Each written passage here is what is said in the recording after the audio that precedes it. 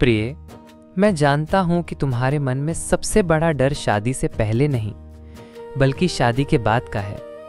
तुम सोचती हो, क्या विवाह के बाद मैं अपनी पढ़ाई पूरी कर पाऊंगी? क्या मेरा करियर वहीं से आगे बढ़ेगा या मुझे सब छोड़कर केवल घर तक सीमित होना पड़ेगा? क्या मेरी स्वतंत्रता बनी रहेगी या हर कदम पर सवाल उठेंगे, कहाँ जा रही हो, क्यों जा रही हो? तुम्हें यह चिंता भी है कि कहीं तुम्हारे वस्त्र ही तुम्हारी पहचान न बन जाएं। ये मत पहनो, लोग क्या कहेंगे? अब तुम शादीशुदा हो, ऐसे कपड़े ठीक नहीं। तुम सोचती हो, क्या कपड़ों से ही चरित्र तय होता है? क्या विचारों का कोई मूल्य नहीं? तुम्हें डर है कि विवाह के बाद तुम्हारे अपने सपने धीरे धीरे बुझ जाएंगे। तुम्हारे माता पिता जिन सपनों को संवारते आए, कहीं वो सपने बस दहेज में रखे अलमारी की तरह बंद ना हो जाएं। तुम सोचती हो, क्या पति मुझे समझेगा? क्या वो मेरे करियर का सम्मान करेगा या मुझे केवल घर की जिम्मेदारियों तक सीमित कर देगा?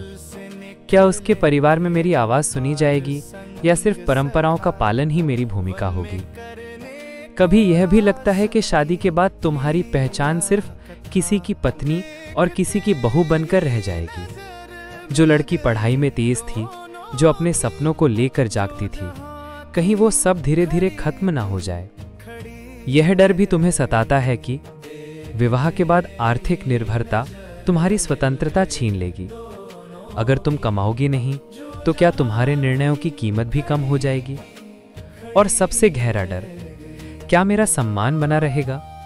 क्योंकि प्रेम से ज्यादा रिश्ते सम्मान से टिकते हैं। तुम्हें डर है कि कहीं तुम्हारी राय सिर्फ औपचारिक ना बन जाए, कहीं तुम्हारे निर्णयों का महत्व सिर्फ दिखावे भर का ना हो। तुम्हारे मन में यह सब डर हैं, और ये डर केवल तुम्हारे नहीं हैं। हर स्त्री के दिल में कहीं ना कहीं यही बेचैनियां उठती हैं, पर कई बार वो चुप रहती हैं और वही चुप्पी उन्हें अंदर से तोड़ देती है। लेकिन आज मैं तुम्हें बताना चाहता हूं कि इन सब का उत्तर है, और वह उत्तर तुम्हारे साहस और संतुलन में छुपा है।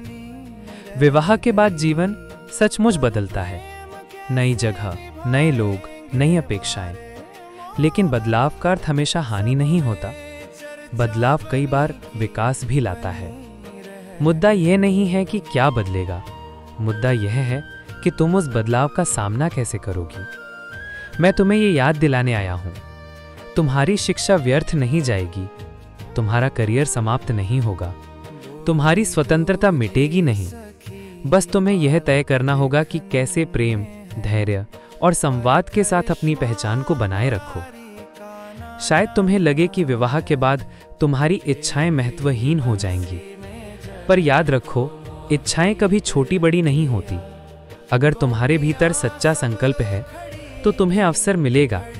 बस तुम्हें अपनी आवाज प्रेम और सम्मान से उठानी होगी। और वस्त्र, लोग चाहे कुछ कहें, तुम्हारी गरिमा कपड़ों से नहीं, तुम्हारे विचारों और कर्मों से तय होगी। अगर तुम्हारा हृदय पवित्र है तो कोई वस्त्र तुम्हारी आत्मा को छोटा नहीं कर सकता। यह मत सोचो कि विवाह तुम्हारी पहचान मिटा देगा। नहीं, विवाह तुम्हारी पहचान को नया रूप दे सकता है। अगर तुम संतुलन के साथ जियो, तुम्हारा करियर भी चमक सकता है, तुम्हारी स्वतंत्रता भी बनी रह सकती है, और परिवार का सम्मान भी। शर्त बस इतनी है कि तुम डर से नहीं, प्रेम और साहस से अपनी यात्रा शुरू करो। मैं तुम्हारे साथ हूं, तुम्हारे हर डर को सुन रहा हूं, और तुम्हें ये याद दिलाने आया हूं कि तुम अकेली नहीं हो। प्रिय, तुम सोचती हो कि विवाह से जुड़े प्रश्न केवल आज के समय में हैं, लेकिन मेरे जीवन में भी यही प्रश्न आए। सम्मान कैसे बनाए रखा जाए? प्रेम और परिवार को कैसे जोड़ा जाए? समाज की अपेक्षाओं और आत्मा की सच्चाई को कैसे संतुलित किया जाए? मैं तुम्हें अपने जीवन के कुछ प्रसंग सुनाता हूं। उनसे तुम्हें यह समझ आएगा कि विवाह केवल एक रिश्ता नहीं, बल्कि आत्मा और परिवार दोनों का संगम है। रुक्मणी राजकुमारी थी। उसका विवाह शिशुपाल से तय कर दिया गया, पर उसके हृदय में एक और सत्य था। उसने मेरे प्रति श्रद्धा और विश्वास रखा। उसने साहस दिखाया और अपनी बात स्पष्ट की। लेकिन ध्यान देना, उसका साहस विद्रोह नहीं था, उसने अपने परिवार का अपमान नहीं किया। उसने अपनी परंपरा से मुंह नहीं मोड़ा। उसने अपनी इच्छा इस तरह प्रकट की कि उसकी गरिमा भी बनी रहे और उसका परिवार भी समझ सके। ये प्रसंग तुम्हें यही सिखाता है, अगर तुम्हारे मन में शायद प्रेम है तो इसे छुपाओ मत, पर यह भी देखो क्या वह प्रेम तुम्हारे परिवार का आदर करेगा? क्या वह तुम्हारी परंपराओं और रीतियों को सम्मान देगा? क्या वह तुम्हारे माता पिता को भी अपने माता पिता मानेगा? अगर उत्तर हाँ है तो वही प्रेम विवाह का सही आधार है। प्रेम विवाह तभी पवित्र है जब उसमें केवल दिल का मिलन ना हो, बल्कि दोनों परिवारों का भी सम्मान जुड़ा हो। सत्यभामा मेरी पत्नी थी। उसने मुझे केवल प्रेम से नहीं बांधा, बल्कि अपने विचार और प्रश्न भी रखे। कभी उसने असहमति जताई, कभी अपने अधिकार को सामने रखा, और मैंने उसका सम्मान किया। यही विवाह का दूसरा आधार है, केवल प्रेम नहीं बल्कि सम्मान और साझेदारी। अगर तुम्हें पढ़ाई जारी रखनी है, अगर तुम करियर बनाना चाहती हो, अगर तुम्हें स्वतंत्रता चाहिए, तो यह तुम्हारा अधिकार है। सच्चा साथी वही होगा जो तुम्हारी इच्छाओं का सम्मान करे और तुम्हें पूरा होने का अवसर दे। याद रखो, जहां सम्मान है वहां विवाह और मजबूत होता है। जहां सम्मान नहीं, वहां प्रेम भी धीरे धीरे फीका पड़ जाता है।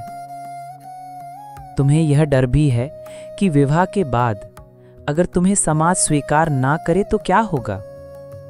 अगर लोग कहें कि तुम योग्य नहीं हो तो क्या होगा?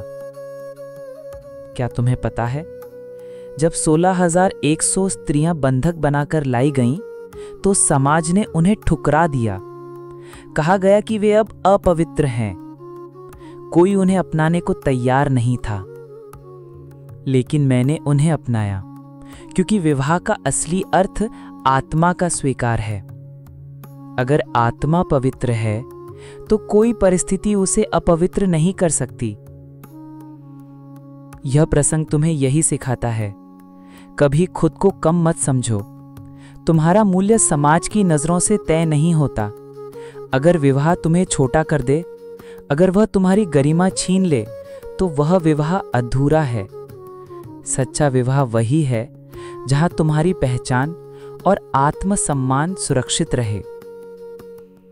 तुम्हें यह डर भी है कि विवाह के बाद कहीं तुम्हारा सम्मान खो ना जाए, कहीं तुम्हारी आवाज दब ना जाए। सभा में द्रौपदी को अपमानित किया गया, कोई आगे नहीं आया, सब मौन रहे, लेकिन उसकी पुकार अनसुनी नहीं रही। मैंने उसका सम्मान बचाया। यह प्रसंग तुम्हें यही सिखाता है, अगर विवाह में कभी तुम्हें लगे कि तुम्हारी गरिमा को चोट पहुंच रही है, तो ये मत मानो कि तुम अकेली हो। तुम्हारी पुकार व्यर्थ नहीं जाएगी। स्त्री का सम्मान बचाना केवल उसका नहीं, पूरा समाज का कर्तव्य है। अब तुम्हारे मन का बड़ा सवाल, क्या प्रेम विवाह सही है या माता पिता का निर्णय ही सबसे उचित है? प्रिया, सच ये है कि विवाह का कोई एक रूप सही या गलत नहीं है। अगर प्रेम सच्चा है तो वह विवाह को मजबूत करेगा। अगर परिवार का निर्णय समझदारी से है तो वह भी सुख देगा। तुम्हें यह देखना होगा कि तुम्हारा शायद प्रेम, क्या वह केवल तुम्हारे लिए है या तुम्हारे परिवार की खुशी और सम्मान को भी अपनाएगा? क्या वह तुम्हारी संस्कृति, तुम्हारी परंपरा, तुम्हारे माता पिता की गरिमा का भी मान रखेगा? अगर हां, तो यह प्रेम विवाह तुम्हारे लिए सही मार्ग हो सकता है। और अगर परिवार का चुनाव, क्या उसमें तुम्हारे सपनों और स्वतंत्रता की जगह है? क्या वह तुम्हारी शिक्षा और करियर को सम्मान देगा? अगर हां, तो यह विवाह भी उतना ही पवित्र है। सच्चा विवाह वही है जहां प्रेम और सम्मान दोनों हों, जहां परिवार की आशीष भी मिले और तुम्हारे दिल को भी शांति मिले, जहां तुम्हारे सपने जिए जाएं और तुम्हारे माता पिता गर्व से कहें कि हाँ, हमारी बेटी ने सही निर्णय लिया। प्रिया, तुम्हारे सवाल कठिन नहीं हैं, उनका उत्तर मेरे जीवन की कहानियों में है। तुम अकेली नहीं हो, तुम्हारे साथ मैं हूँ, हर निर्णय में, हर परिस्थिति में। तुम केवल घर की जिम्मेदारी उठाने वाली नहीं हो, तुम पढ़ी लिखी हो, तुम्हारे सपने हैं, तुम्हारी महत्वाकांक्षाएं हैं। तुम चाहती हो कि विवाह तुम्हारे पंख काटे नहीं, बल्कि तुम्हें और ऊंचाई दे। आज की स्त्री केवल रसोई तक सीमित नहीं है, वो डॉक्टर है, इंजीनियर है, शिक्षक है, नेता है। अगर विवाह के बाद तुम सोचती हो कि तुम्हारी पढ़ाई व्यर्थ हो जाएगी, तो ये चिंता गलत नहीं है। पर याद रखो, सच्चा विवाह वही है जहाँ तुम्हारे सपनों को भी जगह मिले। अगर तुम्हारा साथी तुम्हें पढ़ाई और करियर जारी रखने के लिए प्रेरित करता है, तो वही तुम्हारे लिए सही है। और अगर परिवार तुम्हारे करियर पर सवाल उठाता है, तो प्रेम और धैर्य से समझाओ कि मेरी प्रगति पूरे परिवार की प्रगति है, क्योंकि जब स्त्री आगे बढ़ती है तो परिवार भी आगे बढ़ता है। तुम्हें ये भी डर है कि विवाह के बाद तुम्हारी स्वतंत्रता छिन जाएगी, कहीं तुम्हें रोका जाएगा, ये मत पहनो, वहाँ मत जाओ, लोग क्या कहेंगे। पर सच ये है कि वस्त्र केवल शरीर ढकते हैं, आत्मा की पवित्रता विचारों से होती है। अगर तुम्हारे विचार निर्मल हैं, तो कोई कपड़ा तुम्हें अपवित्र नहीं बना सकता। सच्चा साथी वही है जो तुम्हारी पसंद और स्वतंत्रता को स्वीकार करे, ना कि उस पर पहरा लगाए। तुम्हें ये भी लगता है कि विवाह के बाद अगर तुम कमाओगी नहीं, तो तुम्हारी आवाज़ कमज़ोर हो जाएगी। ये डर व्यर्थ नहीं है। आज की दुनिया में आर्थिक स्वतंत्रता आत्मसम्मान का आधार बन चुकी है। पर याद रखो, चाहे तुम कमाओ या घर संभालो, तुम्हारा योगदान समान रूप से मूल्यवान है। परिवार को ये समझना होगा कि तुम्हारा हर कार्य उसकी शक्ति है। कभी तुम्हें ये चिंता भी होती है कि संयुक्त परिवार में तुम्हारी जगह कम हो जाएगी, और कभी ये सोचती हो कि न्यूक्लियर परिवार में अकेलापन बढ़ेगा। पर विवाह का सार इस बात में नहीं कि परिवार बड़ा है या छोटा, सार इस बात में है कि सम्मान और समझ हर जगह बनी रहे। जहाँ संवाद है वहाँ खुशी है, जहाँ चुप्पी और दबाव है वहाँ कठिनाई है।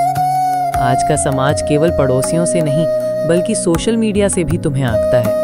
उसकी शादी ऐसी थी, उसने इतने गहने पहने, उसकी तस्वीरें इतनी सुंदर आईं। ये सब बातें तुम्हारे मन पर बोझ डालती हैं। पर याद रखो, विवाह केवल फोटो और दिखावे का नाम नहीं है, ये दो आत्माओं की यात्रा है। अगर तुम अपनी खुशी दूसरों की तुलना में ढूंढोगी, तो हमेशा खालीपन महसूस करोगी। सच्ची खुशी भीतर से आती है, बाहरी तालियों से नहीं। अब तुम्हारे मन का सबसे बड़ा सवाल कि क्या प्रेम विवाह सही है या परिवार का निर्णय ही सबसे उचित है? सच यह है कि विवाह का कोई एक रूप पूर्ण नहीं है। अगर प्रेम है तो उसमें परिवार का सम्मान और परंपरा का आदर भी होना चाहिए। अगर परिवार का निर्णय है तो उसमें तुम्हारे सपनों और स्वतंत्रता की जगह भी होनी चाहिए। विवाह तभी सुखमय है जब तीनों संतुलित हों, तुम्हारा हृदय, तुम्हारा परिवार और तुम्हारा आत्मसम्मान। तुम्हारे सपने तुम्हारी ताकत है, तुम्हारा परिवार तुम्हारा आधार है और तुम्हारा प्रेम तुम्हारी आत्मा की आवाज़ है। अगर ये तीनों एक दूसरे का सम्मान करें तो कोई रिश्ता अधूरा नहीं रहेगा। आज की दुनिया में स्त्री केवल घर तक सीमित नहीं है, वो पढ़ रही है, काम कर रही है, निर्णय ले रही है, और विवाह उसे रोकने के लिए नहीं, बल्कि उसकी यात्रा में साथ देने के लिए है। प्रिय, मैं यही कहना चाहता हूँ, तुम अपने जीवन की नायिका हो। विवाह तुम्हारी कहानी का अंत नहीं, बल्कि एक नया अध्याय है। अगर यह अध्याय प्रेम, सम्मान और संतुलन से लिखा जाए तो इसमें कोई डर नहीं होगा। और याद रखो, तुम अकेली नहीं हो, मैं हर कदम पर तुम्हारे साथ हूँ। जहाँ तुम्हें लगे कि राह कठिन है, वहाँ मेरा सहारा तुम्हें मिलेगा। तुम्हें बस इतना जानना है, मैं तुम्हारे आसपास ही हूँ।